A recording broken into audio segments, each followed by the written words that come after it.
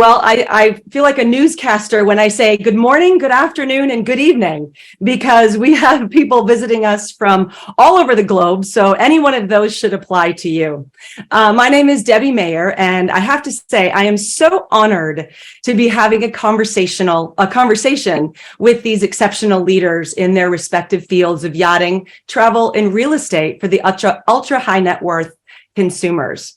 Angie, Tim, and Santiago have honed their craft to a high degree of mastery and are recognized for their unique talents, creativity, and their ability to evoke emotions, which parlays into remarkable customer experiences. So today we get to unpack the mindset and the skill set that Angie, Tim, and Santiago leverage, which will also have key takeaways for each of you to apply in your business. So have your paper and pen out so you can take lots of notes on all of the great conversation that we're going to be able to have.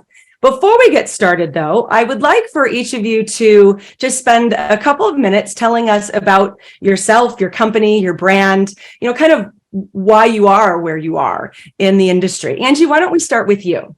Great. Thank you so much. And I'm so excited to be here today. So first, I'll introduce myself, Angie Lise. I'm the president of Global Travel Collection.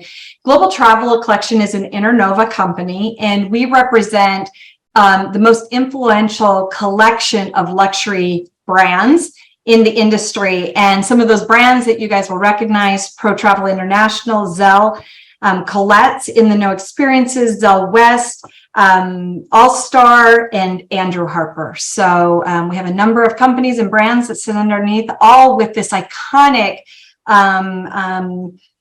presence in this industry and recognized as leaders in luxury travel services. Wonderful. Thank you. And Tim? Thank you, and thank you very much for having me. I'm Tim Davis. I'm the CMO at Burgess. We are the global leader in the delivery of all aspects of the business of super yachting. So essentially, we are a one-stop shop. We're a professional services business, but a one-stop shop for everything to do with super yachting, whether that's buying, selling, whether it's chartering, looking for a captain or crew, or insurance, or managing the boat on behalf of the owner. We do everything from start to finish. Wonderful. And now, Tim, I know you have spent a lot of years working with high-profile brands. Tell us how you got to where you are today. And Angie, I'm going to ask you the same question as well, sort of your path to being the CMO now for a luxury brand, because I know you've been with several. So, Tim, tell us a little bit about that. Yeah, so I've been at Burgess for just over 5 years, previous life in luxury hospitality, in luxury hotels. There's obviously a natural synergy with yachts and luxury hotels.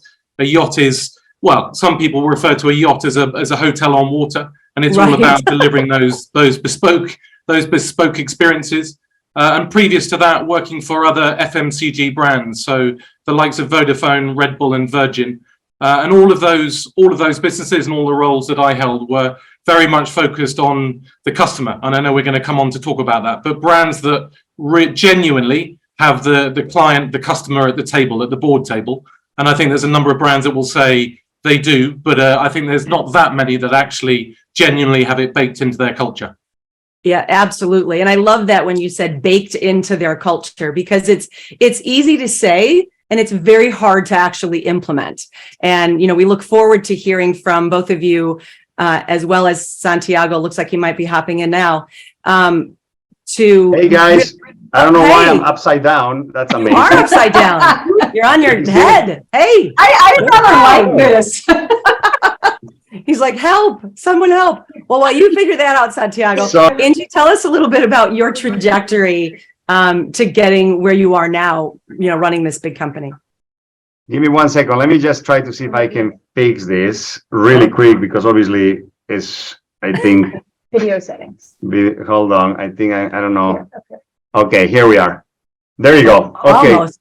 Whoosh. There we go. All right. So, okay. Ask a question again, if you don't mind, please. Oh, that's okay. I was going to have Angie. So just telling you a little bit about you, your business, and sort of how you got to where you are. Your story is unique as well. But Angie, tell us sort of your path to this role in this job, especially in that having the customer having a seat at that table in your business really applies to.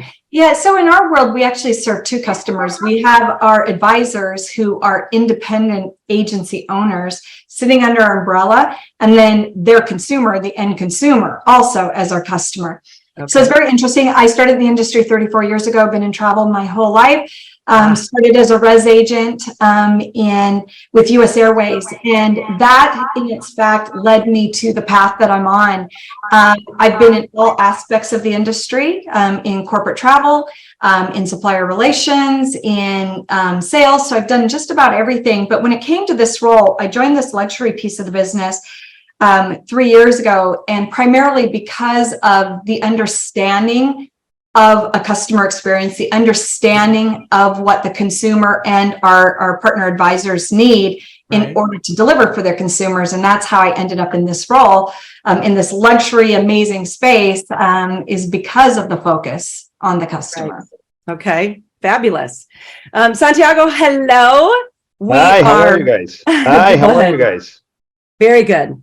So we're just going around and sharing a little bit about yourself, your brand. I know that you started out quite a long time ago, but had an interesting start to your career and where you have moved to this point. So tell us a little bit about that. Hello, everybody. I started years ago. I mean, in 2003, I was waiting tables in Los Angeles, and I was looking to what I was going to do next. And I have a business and marketing background, and I was dropping resumes in different places and different offices and trying to, get a job in different companies.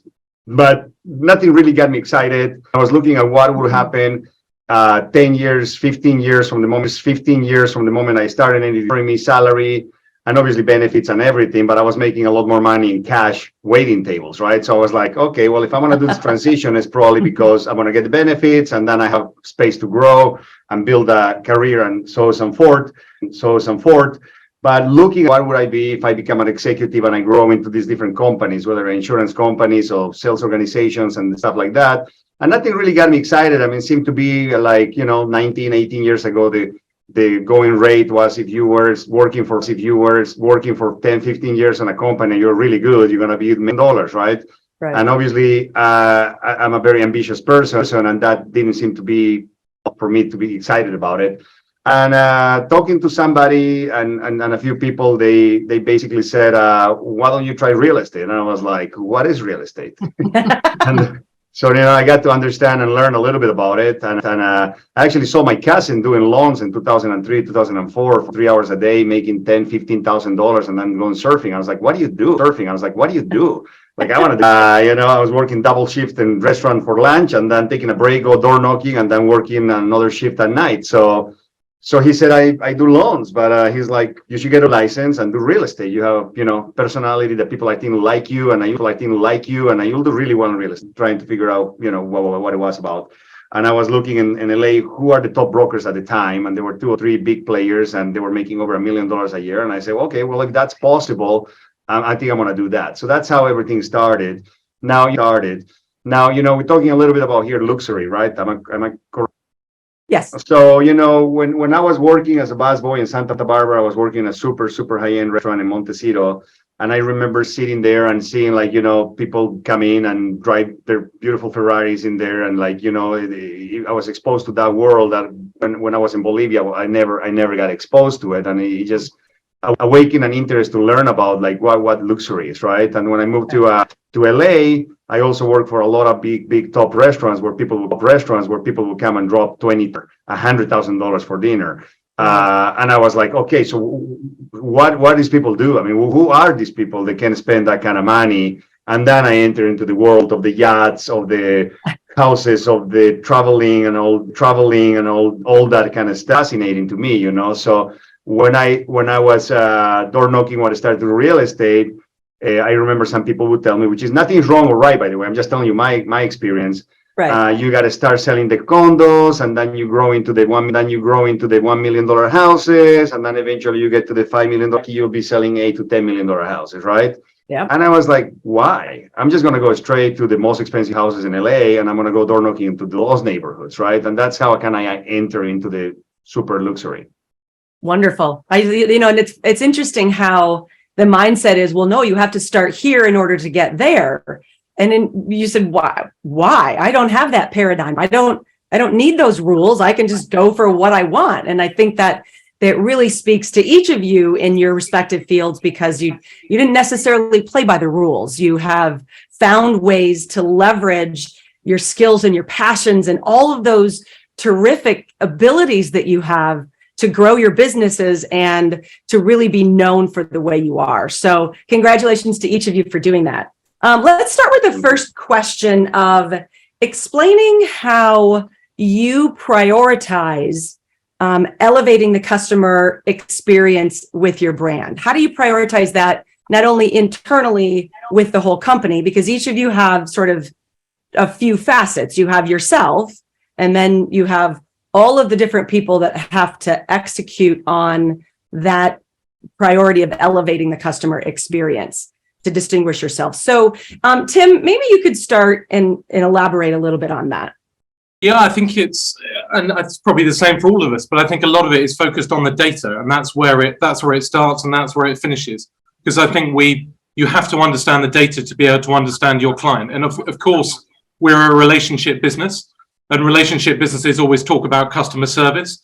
And to me, I think we need to be a lot more than customer service. It's about being customer centric. And I think if a business is truly customer centric, then actually you build that business around the client, around the customer, rather than just servicing that customer. And I think it's about building teams around those clients and customers to be able to deliver on all of their expectations as a minimum. And then hopefully go over and above that. But it starts with the data. So whether that's what I would class the hard data in terms of the obvious facts and figures, whether that's revenue data, whether that's information about them and their family, but also the soft data in terms of what's picked up in conversations when you're out to dinner. When is their sister's birthday? When is it their dog's birthday? Whatever it is, what can you use that enhances that customer experience? And I think we deal with some of the wealthiest people in the world, and their expectations are extremely high. And actually trying to outgift them or surprise them is very difficult. And it's actually the small touches that we find really make a difference. That it's remembering what they said in a conversation 2 years ago about a book that they wanted from Amazon or something like that. So we're never going to be able to out-purchase them, given their capability wealth-wise. But it's really focusing in listening, using the data, and then delivering that back to them as customer centricity. I love that. So what do you do as a company? Do you have a set of processes or systems that you have? Do you have a CRM that because I imagine different people connect with the customers on different levels, whether they're on the boat, whether they're selling it, or whatever they're doing. You have a lot of people that are touching that client. So what do you have internally? Absolutely. So CRM is the heartbeat of our business, and that essentially that database of information, and that's where all of the business has access to. And we expect anybody who's engaged with a client conversation should be updating that record. No matter how trivial it seems, all of that information should be kept. And part of the battle that we have as the brand, for the people that steer the brand, is to pull that information out of our salespeople. So the conversations that they're having have to be then held centrally, so that then as a brand team, as a marketing team, being customer centric, we can then act on that. Okay. And do you have that's just an expectation, or is it anything you have in writing that sort of is your key practices? You have to, put something in every time, or is it just sort of expected that they're going to understand what they're supposed to do? I think it's being honest. It's a constant battle. I think because it's right. Making sure that people understand the value of data, but we have expectations.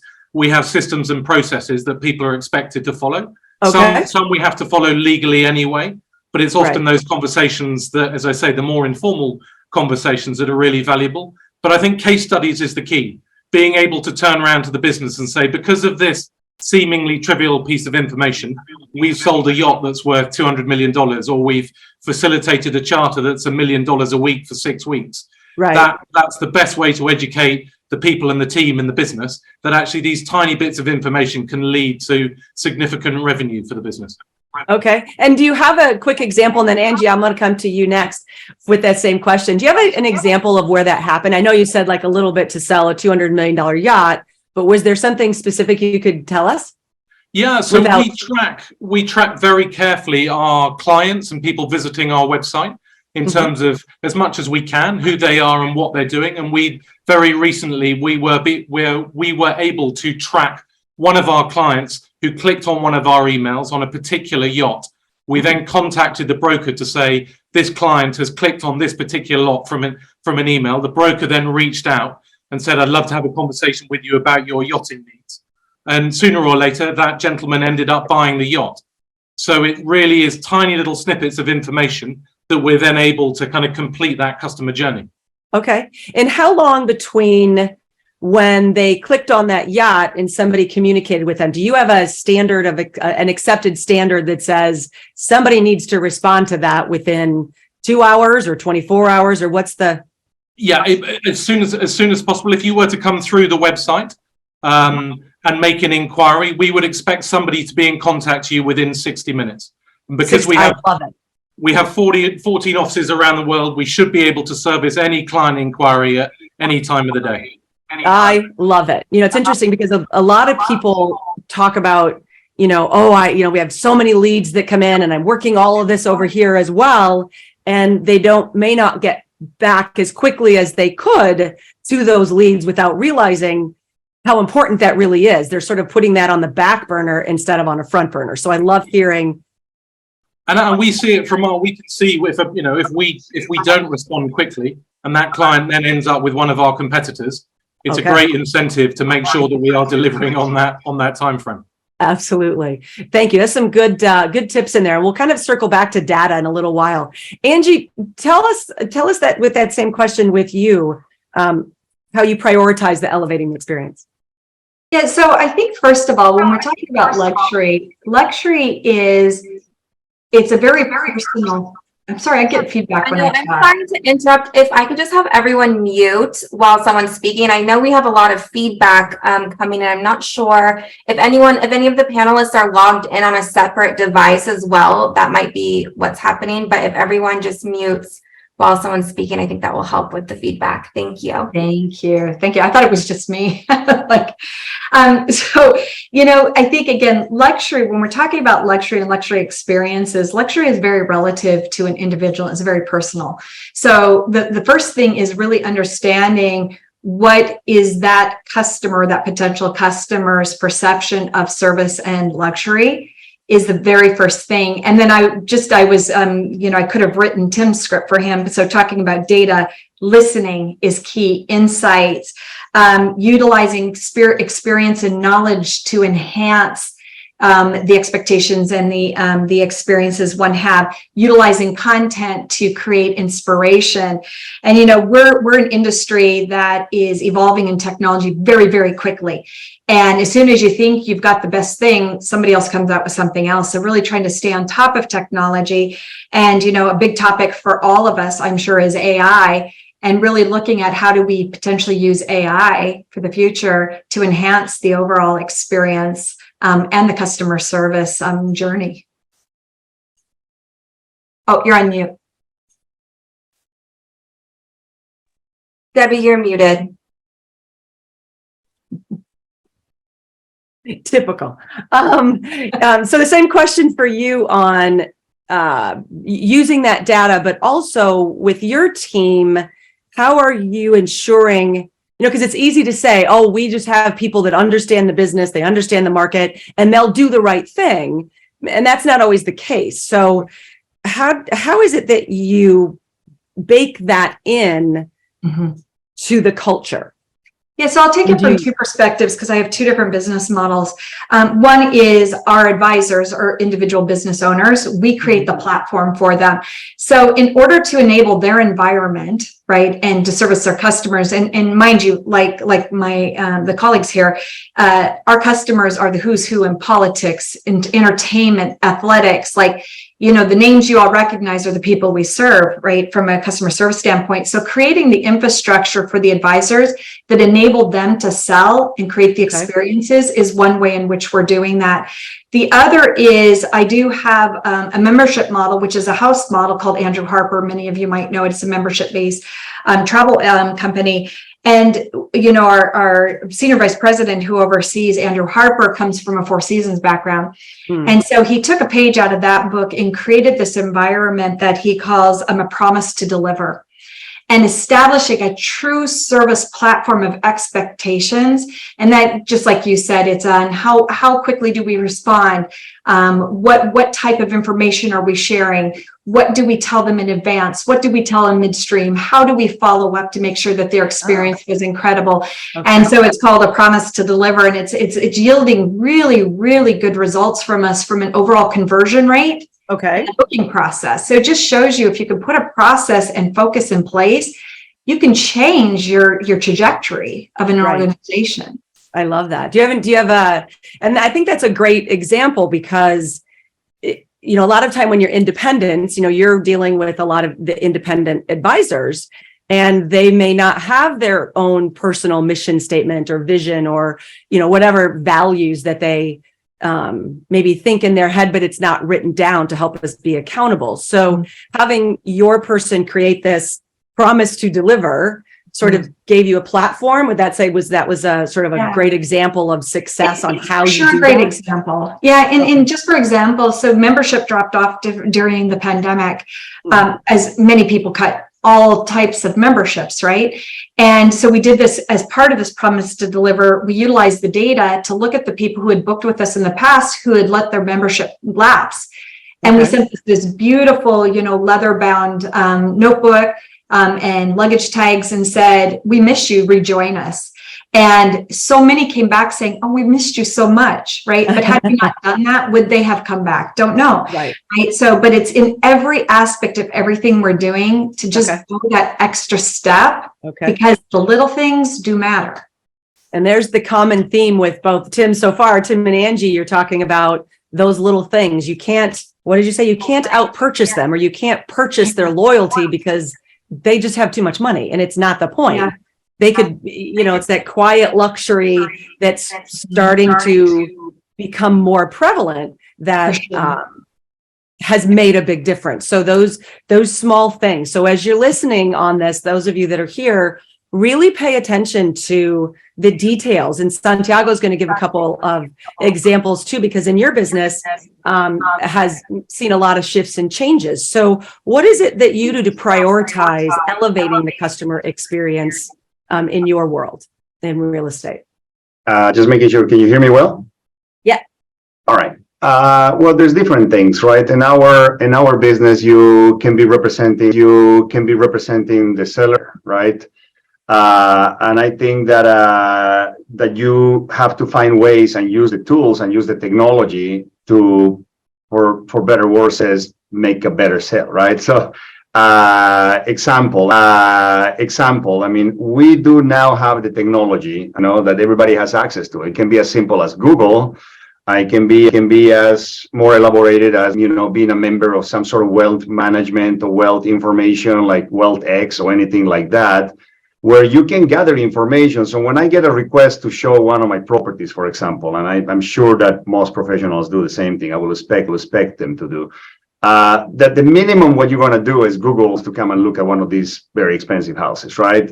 And I think when if it's somebody that can afford a $20+ million house, 15, I don't know, 30, depending on what market you are, you know, at the minimum, they need to show up in some form in Google, right?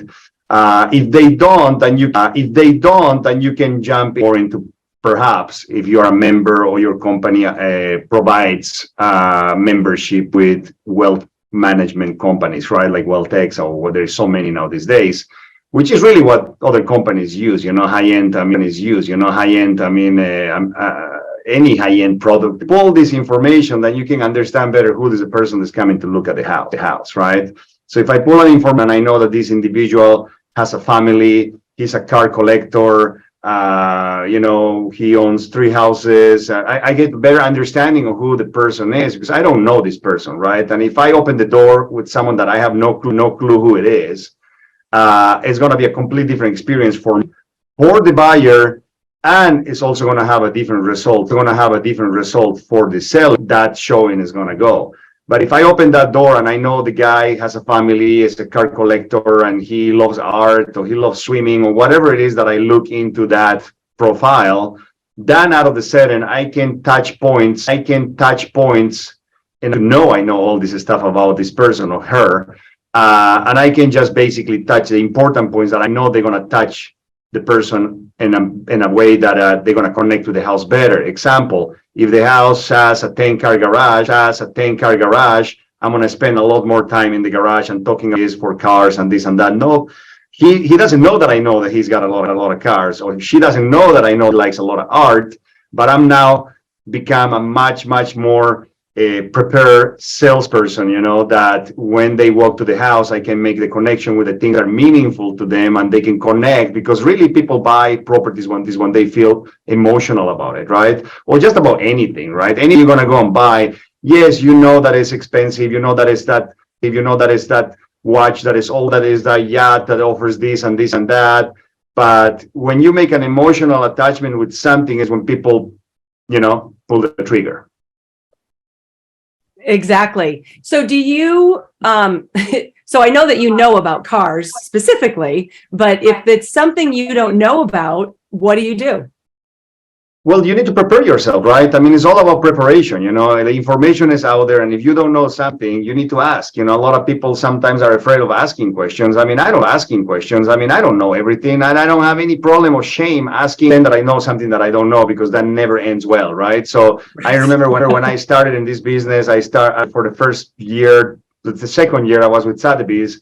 And I remember walking in that manager office 10 times a day asking questions, right? And in one of the office meeting, and he's a good friend of mine now, he said, I got to share with you guys that Santiago walks in my office 10 times a day and asks a bunch of questions. And, you would think that I'm annoyed, but he's like, I encourage you, everybody to ask the travel if you ask questions that you don't know. And when you pretend that you know something or you just want to fly by with that's when you get in trouble with contracts, with this and that. So what you need to do is, what you don't know, go and prepare yourself to be prepared. If you don't know something and you like example, if I get called that is not my area and I don't think that I can perform as well, I invite someone from the agency that is an expert in that area, right? I rather go with someone that gets it and have 50 cents out of the dollar as opposed to zero, because I know I'm going to go and pretend that I know the area, but people realize, and I won't get that listing.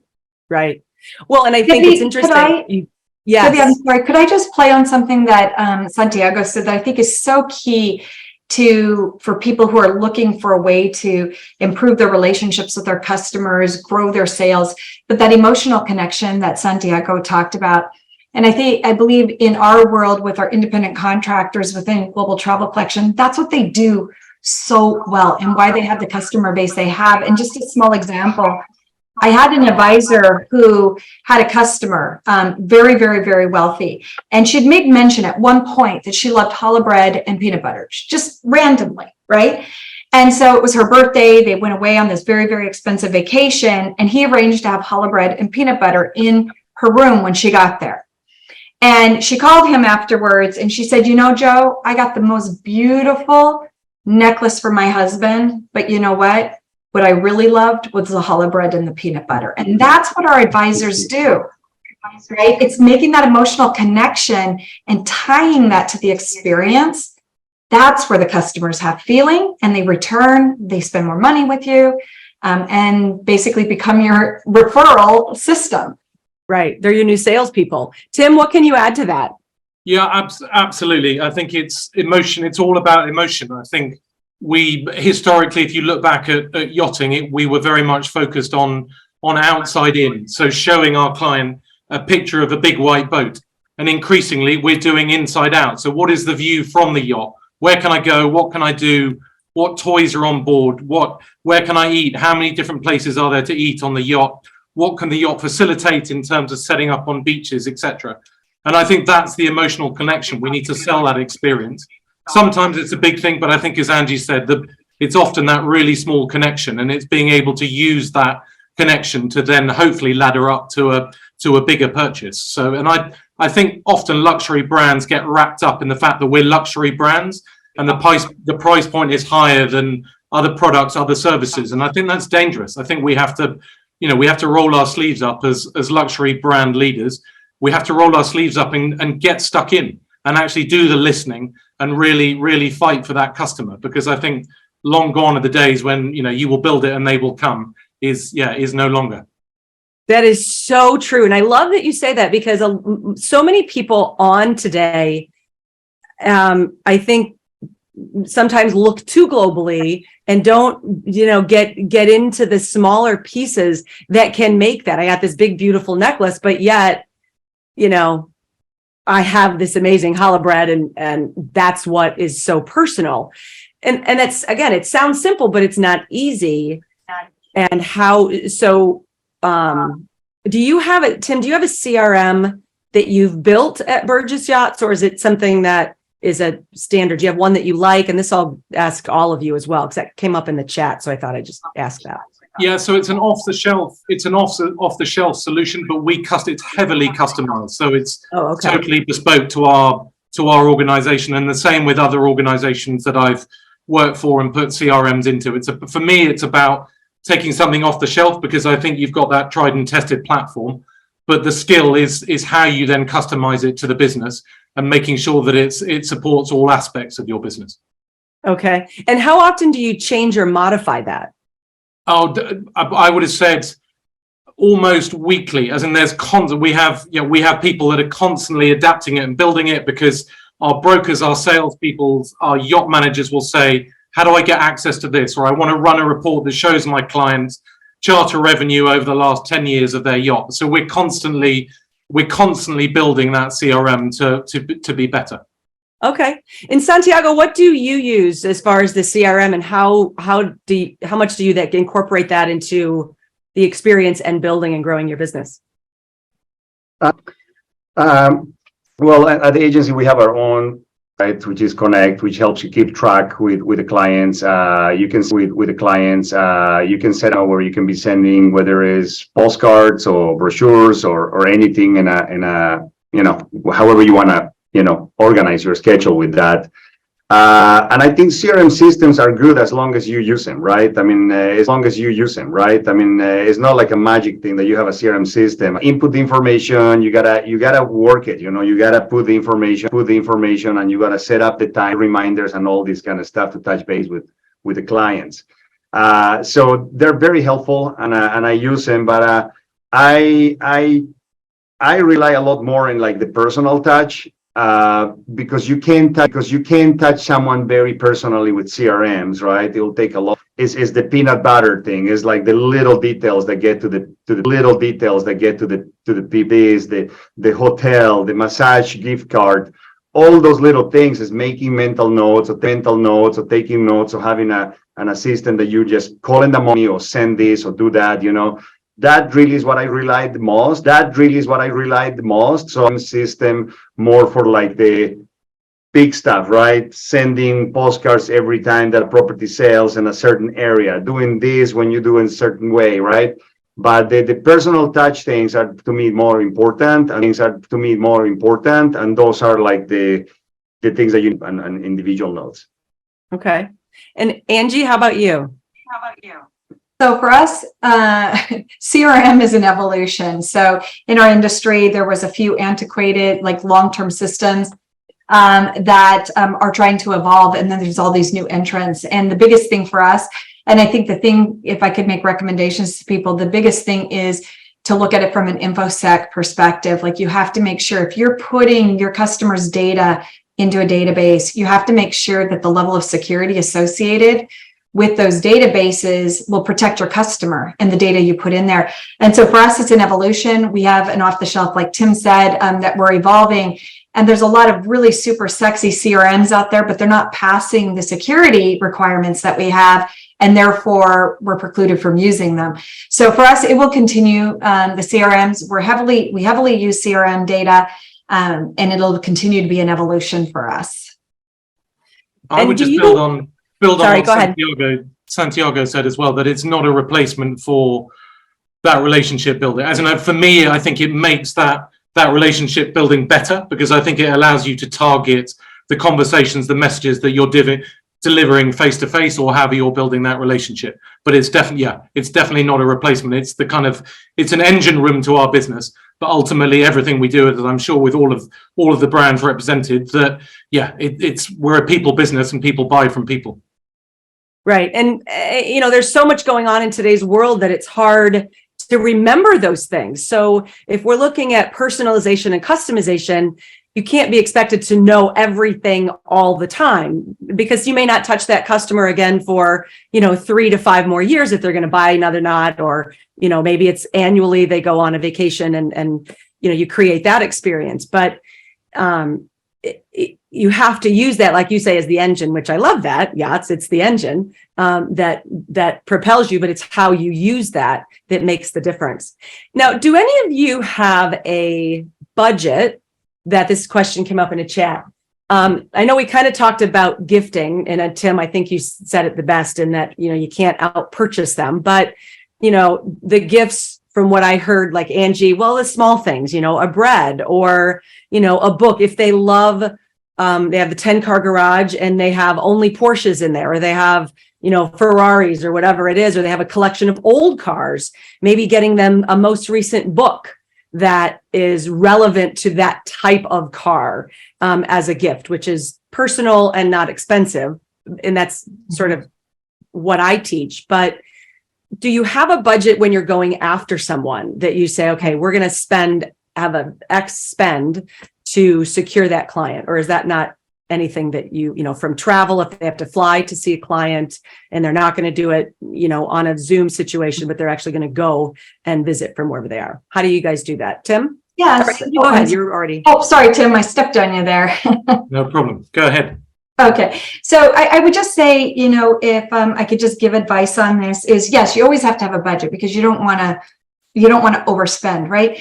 But the key to gifting is not gifting on a transactional basis. It's gifting on the life cycle of that consumer and the potential consumer, right? You have to look at what it is you're going to gain through the entire relationship in the span of time you have that customer, or you've had that customer, versus on a transactional basis. Because sometimes you might do something that's more elaborate, may not seem warranted on a transactional basis, but on the life cycle, therefore very, very important. So never overspend, right? I would never recommend to overspend to gain, unless you really, really need that customer.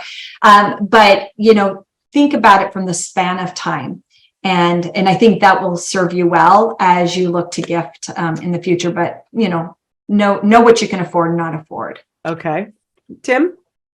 Yeah, I would echo that. I think and I again come back to the small points. I think it's really, you don't have to spend a lot of money to make a difference. And there are obvious times where you can reach out to clients to re-engage, birthday celebrations, etc.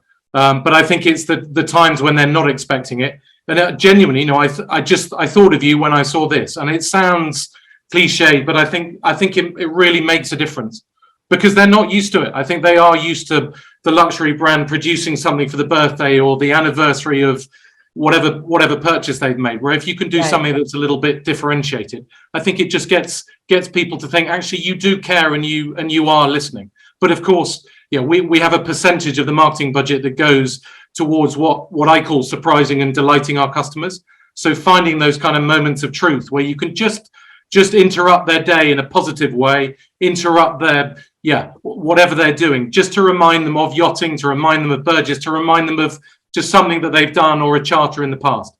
Right. I love that.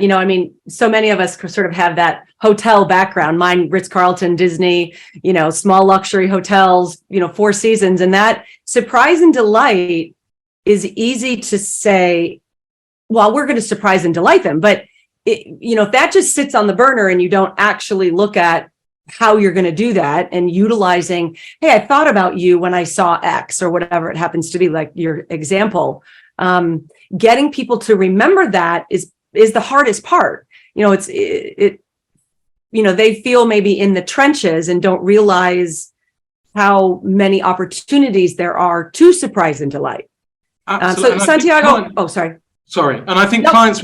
clients will give you data if you're using it if they're benefiting from the customer experience. They will give you their data, and I don't just mean cold. In terms of they'll have that conversation. You can really develop a data relationship with them because they see the benefit. I think that's a challenge when clients don't see the benefit of giving you data. That's when the relationship becomes more difficult. Okay, excellent. And Santiago, do you have any extra things to add on to that on the real estate side? Yeah, I mean, I think like Tim said, is doing it when they're not expecting it, right? You have to do it when they're expecting it, right? If you do it, you have to do the ones that you have, but also do the ones that they're not expecting, right? Like I'll give you an example that is super fresh. I went to dinner on Tuesday. What day is today? Thursday? Okay. On Tuesday with a client. I mean, I sold properties for them 4 or 5 times, and they're very, very happy it was 3 years ago, right? Just kept in touch with them. We're friendly. We went out to dinner, and they mentioned to me they were going to certain hotel, certain weekend, and they were excited about it, and that was it. So the next day, what I did is I know one of the main guys at that hotel. I called and I said, I know they made, and I like to cover whatever they're gonna do there, right? So they don't know, but they're going there for 3 days, and they're very meaningful clients, and they're gonna go there, and it's gonna be a surprise. So it's not the gift certificate that you send to them, that is that element of surprise that you go a little bit beyond, that is gonna get them to remember. And not only that, they will go and talk with their friends and be like, oh my God, you're not gonna believe what happened to us this weekend, right? And by talking to 10 people about that, one of those 10 people, I can guarantee you, because it's happened to me a lot, is gonna be like, oh my God, that's amazing. I'm about to sell my house. Put me in touch with this guy, right? So it's doing the stuff that no one is doing. It's great to do, right? But getting out of the, getting a little bit out of the box and thinking like, what's something that I can do that they're completely not expecting, like something like that. And it's not a gift certificate for the spa, right? It's like, I'll take care of that. There's gonna be flowers when they arrive. There's gonna be a bottle of tequila because I know they like, it's that stuff, because I want them to have an experience, right? And that's very true. One of the things that we talk about in creating those experiences, and how do you, what's the resource you use? But one of the things we talk about, data points, right? And Tim, you've been really focused and mentioned several times how important those data points are. But when you look at the overall life cycle of the customer, however long that is going to be, and mapping out the experience. So when we look at how are you going to do something different? When you look at surprise and delight, how do I know what I'm going to surprise and delight in? So if you think about if you finally get the customer, they're interested in buying, what is the process that they go through, they being the customer, that they're going through every step of the way, the phone calls that they have to make, the emails that go back and forth, is there written proposals, are there presentations, how often do they interact with your website or your sales team or your person? So all of the key, what I call moments of truth, is all of the interaction points. One of the ways that you can use that data is to say, when this particular thing happens, what's going to be something elevated versus basic? What's a standard, if I'm doing a proposal, what's a standard proposal? If I'm presenting a certain vacation, what does normal look like? And what does promise to deliver, or, surprise and delight? So people are asking and wondering, at what moments do you do that? And so I position it as, you map out the experience, and then you dig into each interaction point and say, what can I do with that specific point and make it spectacular instead of just what I would normally do? How do I make that better? What do you guys think of that theory? And do you employ that mapping out the client experience? Tim, do you have a thought on that? Yeah, I think in terms, so we certainly map out what we call customer journeys. So as a client, or as a customer or a prospect becomes a client, they then they should go on a journey, whether they're chartering a yacht, building a yacht, buying a yacht, whatever it may be. They go on various different customer journeys, and we are obviously controlling that behind the scenes and managing the messages that go out. And I think to your point, normal is very difficult with the people that we deal with, and my colleagues on the panel deal with, that it's, yeah, normal has to be the very best. It has to be consistent, frictionless, right first time, all of the above. So I think we try and over deliver on every single engagement and every single touch point. And I think certainly with a live client, I think if they're a prospect and we're talking to them about becoming a Burgess client, then that's a natural process. But I think normal still has to be differentiated. And I think that's our challenge, that because of different generations, different expectations, different experiences, certainly in the yachting world, I think every interaction has to be the very best. So normal has kind of gone out the window because we have to impress every single time. Right. So would you say that the data is really using that to connect emotionally is your customer journey? I use journey, and mapping is the same thing. So we're saying, so is that the data you're referring to? Is that customer journey for everybody? Yeah, absolutely. Because I think if we see a client we see a US-based client reading their emails or engaging with us on WhatsApp at 2 a.m. in the morning, we know when we could try and contact them. That actually might be a good time. We should schedule our emails at that time. So the system learns when is the best way to interact with our clients, and that's data. So we're constantly using and evolving that customer journey, that experience based on the data. Okay. And who created the journey? And do you have a different journey for all the different types of clients, whether they're vacationing, buying, selling, whatever it happens to be? Yeah, so we've built the journey, and you get certain groups of clients that will sit in particular journeys, and certain clients get taken out of those journeys and get put on a different journey based on an interaction, based on a behavior, based on something we've learned about them. But we build it, and then the client helps us refine it, although they don't know that they're helping us refine it. Right. Yeah, we shouldn't say, here, could you just fill out your journey for us and tell us what we could do? Yeah, exactly. Not quite the best thing to happen. How does the team have access to those journeys? And Angie, I'm going to come to you next on this too. How does the team have access? In terms of the marketing team and the sales teams, that CRM sits centrally in those functions. Okay. And we try and put all of those interactions so they have full exposure to the system. Obviously, we limit what information they can see. To Angie's point earlier on, in terms of sensitive data, some revenue numbers, payment numbers, we restrict from certain areas of the organization, which is easy to do. But in terms of that core customer record, then all of the people in the business can access that. We would argue that all of them can change that, but we have systems and processes in place that allow kind of checks and balances to make sure that it's changed in the right way. Okay. And Angie, do you on any of your two customer types, so you've got your advisors, but then your advisors have the consumers. Do you guys do any journey mapping at all? We've done a ton of it. We've had many partnerships with different companies, credit card companies. And I think the interesting thing when we talk about the overall journey, and to your point, those inflection points that we have the opportunities, right? Is so many people think of, regardless of the product or the service, they think of the journey at only in the time that you're in that experience. We like to look at the journey at the point that the consumer starts to think about traveling until the point that they're back home from their travels.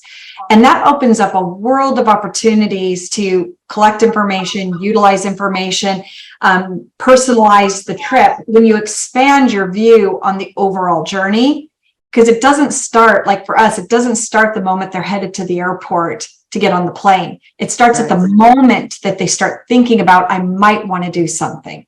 Right. And if they're connecting with you online, what is that experience like? Is it frustrating? Is it easy? Yes. And they get the information they want. That's all a part of the journey. It isn't just, oh, hey, I'm doing a sales presentation or I'm asking questions. That's just one small part of it. And I think, Tim, it's the same for you.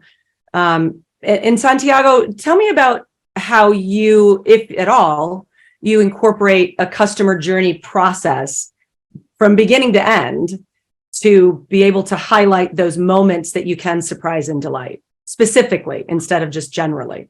Yeah, to be honest, I don't have journeys for all my clients. That's more for me on getting to know my client lives and where they are in general. I do not. I mean, I like the idea of it. I like to look into it, and I'm gonna definitely do that, but I don't do that. Okay, that's okay. And I think, it's one of the things that we're so busy and we're like, oh my gosh, I don't know, if I have time to do that. But having that journey laid out, which Tim, as you said, can obviously change, be modified, needs to be updated. It allows you the opportunity to know when you are going to go deeper in a connection with that customer on all points. So, if we're just delivering papers to them for some reason, if they're just getting delivered papers, all right, that's a part of the process. They get the proposal or they have the closing documents, whatever it is. How can you make that one piece different than what anybody else could do? Because at the end of the day, whether it's a high net worth client or not, it's the same thing. It doesn't, the ultra high net people want that same experience as somebody that's not in that category. So absolutely. And I think to Angie's point about that dreaming stage is arguably one of the most important, that you can, there are lots of tools out there now in terms of perfectly legal social listening tools and things like that, that when somebody's asking their community or something like that about where do I go on a honeymoon? Where do I've got a 50th celebration coming up, etc. I think there's lots of opportunity to drop our brands into those conversations without disrupting, but it's putting us in the right place at the right time. Okay. So now the last question, we have about 7 minutes left. Where do you think the future of customer experience is going or is evolving? Whether it's technology, personalization, what are you three focused on as it relates to that customer experience? Angie? Oh, you're muted. Thank you. Okay. I try so hard not to do that.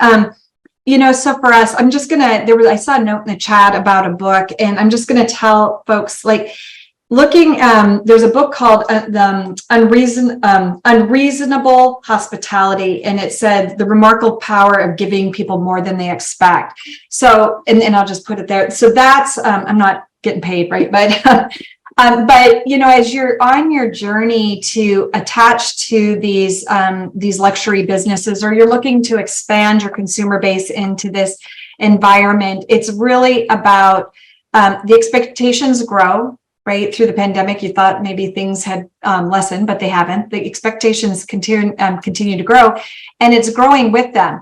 Now, when we say growth in expectations, doesn't always mean the big, expensive, shiny thing, right? It's how they're treated. It's creating an experience for them that they take away, and they can put that picture on their mantle and say, do you remember when we had that experience? So for us in the evolution of experience, regardless if the experience and the expectations grow, it's about creating a true experience and creating personalization that continues to bring that consumer back to you, because then it's wash, rinse, repeat, right? Because they continue to come back to you because of what you do.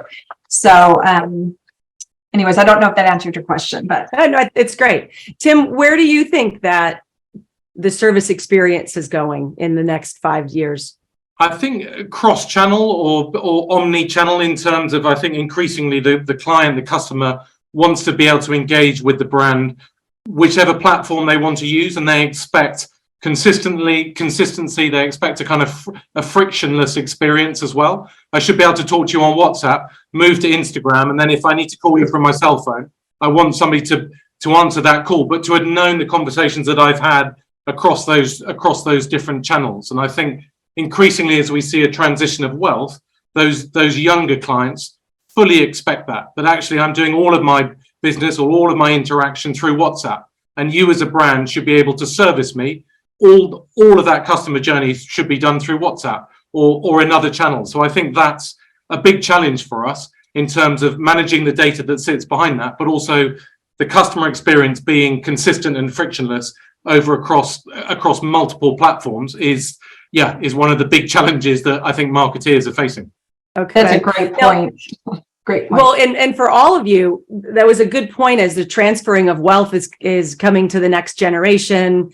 How is that, do you think, going to impact, yes, we have to know their channels of how they communicate, and we just can't say, well, what's that? What's a WhatsApp? You can't say that. But how do you feel like that transfer of wealth is going to impact our service in addition to that? Santiago? Well, it will tremendously, right? Because you got to understand that the new generation that is going to inherit the wealth, unless you are close to the family, not just the individual client, they do have their own relationships.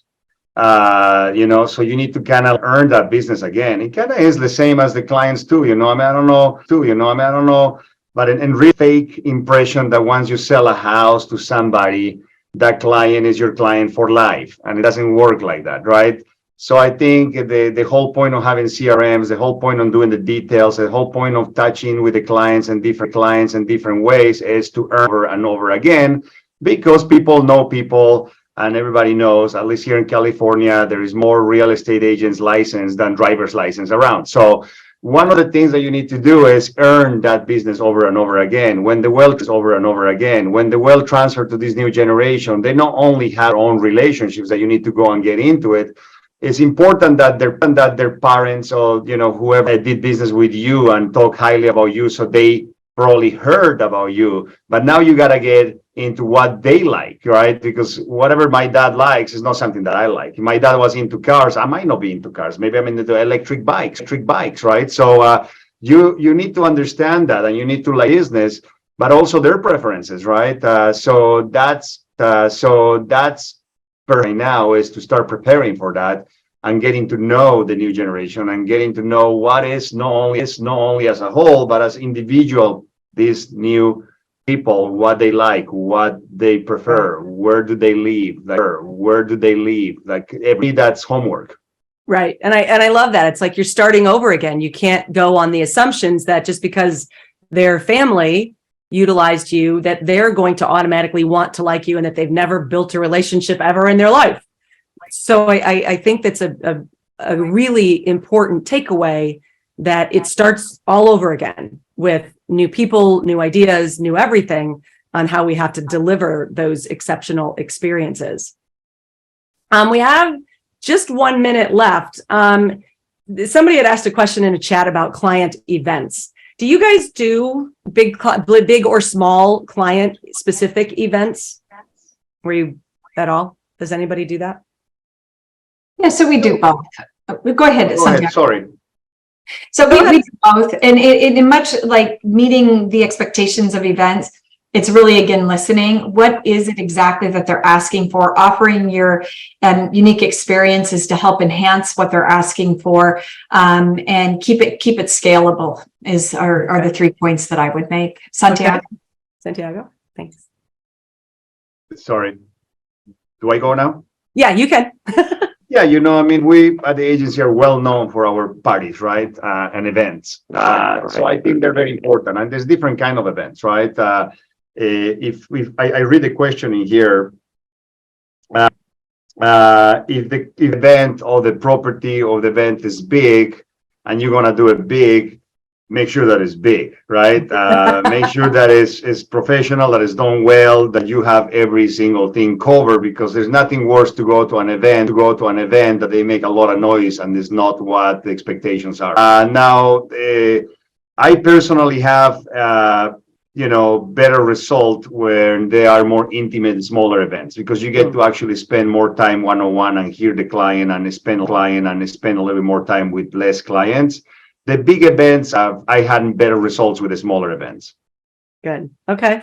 And Tim, would you concur with all of that or have any additional? Yeah, I absolutely would do. And I think increasingly it's about going to a yacht show is not necessarily the best experience to to buy a yacht or to see a yacht. But as Santiago says, actually, if I could take you as a client to go and see 5 yachts moored off the coast of Saint-Tropez and give you a fantastic yachting experience, that's probably a better event than taking you to the Palm Beach show or the Monaco show. So absolutely agree. Okay. So if you have a big party, for example, I give you a perfect example. I throw a big party at a house, and it's great. You know, you go, it's a party, everybody talks, you eat, music, vessel, whatever you do. But I had an amazing experience with a client that wanted to see a house. I showed the listing, and they wanted to come back in the evening with the wife, and they really, really like it, and the family. So what I did is I actually hired a chef to cook at the house. And I told them I'm gonna be having some food for you, so you can really feel the house and have the experience. What does it feel to have dinner, right? Which we did, and we had a great time. And we ended up in the wine cellar in a blackberry cobbler with ice cream and port wine, right? So it was truly an experience. Perfect. I mean, that to me goes a lot farther than having a bunch of people on a party that sounds amazing but doesn't really deliver much direct. Right. No, that's perfect. It's like if you know somebody is into art, and you have a group that's into art, find your local artist, have them come to a home or to somewhere, and they might create art right there in front of people. That could be another way if you have people that are that into that component. So, really to wrap up as we're at our time, what we really heard you all say and confirm was that data, use your CRM. Don't let it sit and get stale and stagnant. Listen, utilize the experiences content, promise to deliver, have a mission, have a vision, have a light of what we can do to make a difference instead of just do it. We can be Nike, but that's a little hard. Emotionally connected is selling from that experience, the little minor details that are in that data. Always surprising and delighting, but using that client journey. So having that journey from end to end and then being able to filter all of these things in is really just a combination or a wrap up of what all of you said. So I want to thank you all very, very much. And as the agency says, luxury isn't a price point, it's an experience.